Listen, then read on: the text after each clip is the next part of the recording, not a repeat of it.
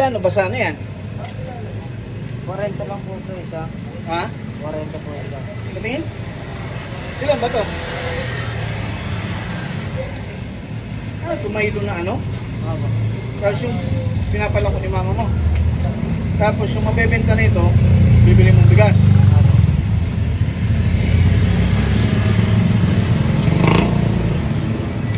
Una lang.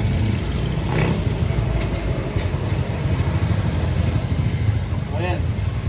O, saan kalating bigas ha? Uwi mo kay mama mo yan ha? Thank you po. Graduin mo lang.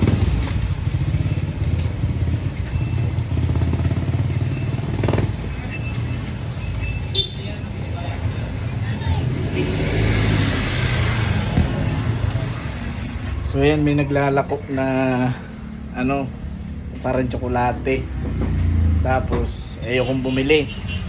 Ngayon, ang sabi, ikakarating ko lang galing planta, sakto. Eh naawa naman ako, ayokong bumili. Kasi tapos sabi niya, para saan ba ako? Bakit ka naglalako? Ayun, pambili daw ng bigas. Kaya ay namimigay tayo ng bigas. Swerte ni Kuya. Ay nabigyan natin siya ng bigas. So, thank you Lord sa blessings. Love you. Sana mapasaya natin siya at yung mama niya.